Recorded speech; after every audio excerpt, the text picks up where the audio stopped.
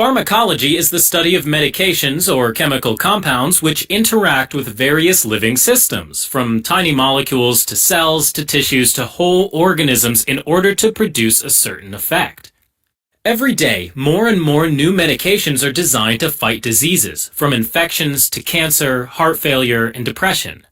But the process of developing a new medication can take a lot of time and money, and it typically consists of 3 phases. First, there's the discovery phase, in which a candidate compound is picked out as a possible therapeutic agent for a specific disease. Then there's the preclinical phase, during which this compound is tested on cell cultures in animals, like mice and rats, mainly to see if it causes any serious harm.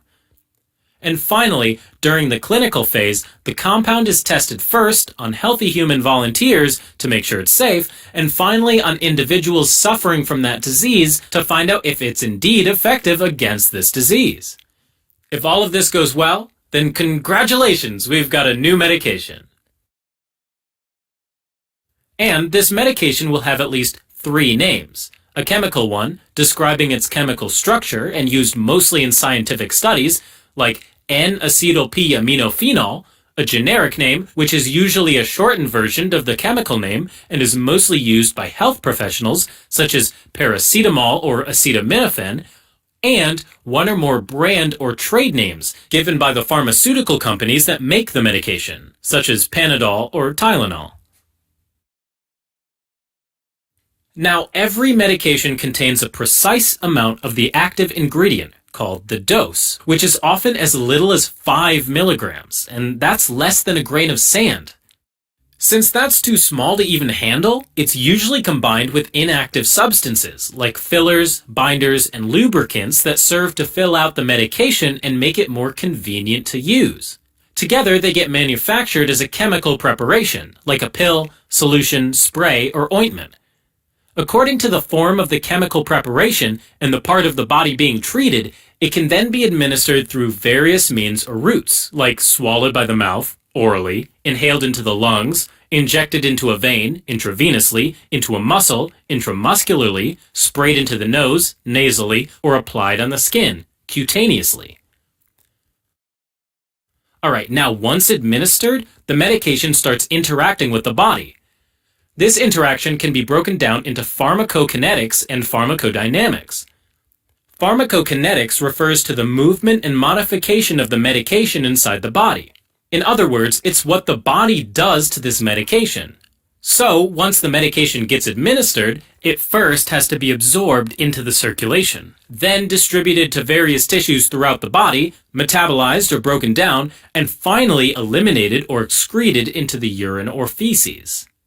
You can remember this as ADME: absorption, distribution, metabolism, and excretion.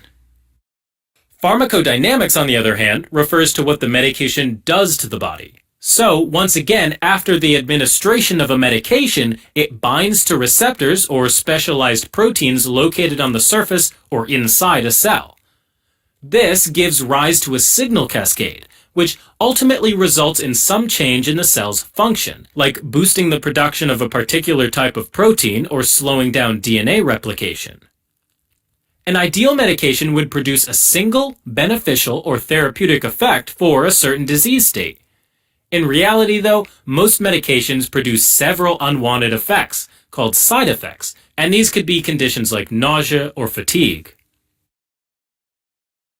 Now, the way a medication interacts with the body, so both pharmacokinetics and pharmacodynamics, varies widely from person to person. It depends on a range of factors, like a person's genetic profile, ethnicity, age, sex, and the health of their liver or kidneys.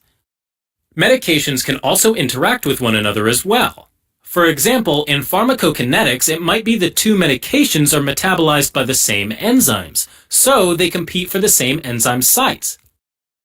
In pharmacodynamics, the 2 medications might both increase the blood pressure, producing a synergistic effect where the blood pressure goes up even higher than what you'd expect by simply adding the 2 medication effects together. Likewise, a medication might work to increase blood pressure by simply opposing the effect of another medication, thereby having an antagonistic effect.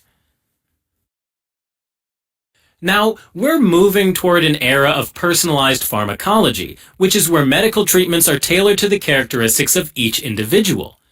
To do this, there are new fields like pharmacogenetics, which combines pharmacology with genomics and uses genetic profiles to pair the right medication at the right dose to the right person.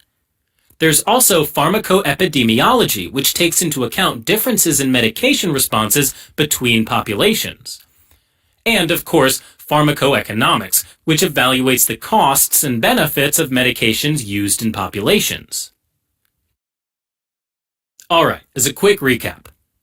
Each medication is developed in 3 phases: a discovery, preclinical, and clinical phase, and has 3 names: a chemical, generic, and brand name. And it contains an active ingredient along with some inactive ones. Pharmacokinetics studies what the body does to a medication, and pharmacodynamics studies what a medication does to the body, including both beneficial effects and side effects.